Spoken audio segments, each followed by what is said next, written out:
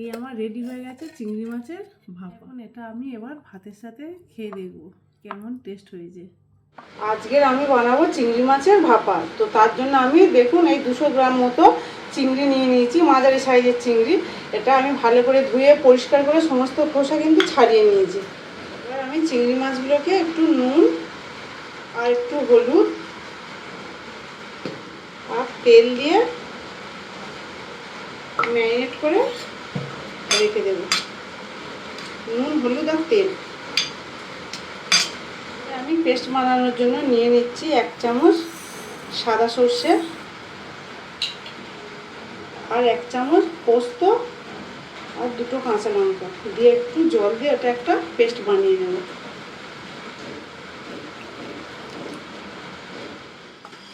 এই সর্ষে, সাদা সর্ষে, পোস্ত আর কাঁচা লঙ্কার পেস্ট আমার এই বানানো হয়ে গেছে। ভাপাটা আজকে টিফিন বক্সে করে করব, তো সেই জন্য আমি এই ম্যারিনেট করা চিংড়ি মাছগুলো টিফিন বক্সের মধ্যে দিয়ে দিব।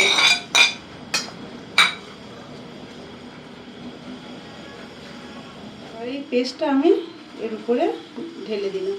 উপর থেকে এবার আমি বেশ কিছুটা কাঁচা সর্ষের তেল দিয়ে দেবো। দিয়ে দিলাম 2টো কাঁচা লঙ্কা। টিফিন বক্সটা আমি চেপে এঁটে দিলাম। আগে থেকে আমি কড়াইয়ের মধ্যে জল দিয়েছি, সেটা এখন ফুটছে। ওই জলের মধ্যে আমি এটা বসিয়ে দেবো 20-25 মিনিটের জন্য। এটা আমি এখন চাপা দিয়ে 20-25 মিনিটের জন্য রেখে দিলাম এইভাবে। এই আমার রেডি হয়ে গেছে চিংড়ি মাছের ভাপা। দেখুন খুব সুন্দর হয়েছে। এবার এটা আমি গরম ভাতে খাবো। এখন এটা আমি এবার ভাতের সাথে খেয়ে দেখব কেমন টেস্ট হয়েছে।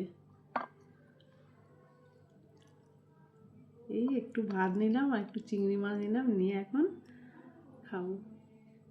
আহ, দারুণ হয়েছে, দারুণ। বিশ্বাস করুন খুবই সুন্দর হয়েছে। তো আপনারাও ট্রাই করতে পারেন এইভাবে চিংড়ি মাছের ভাপা।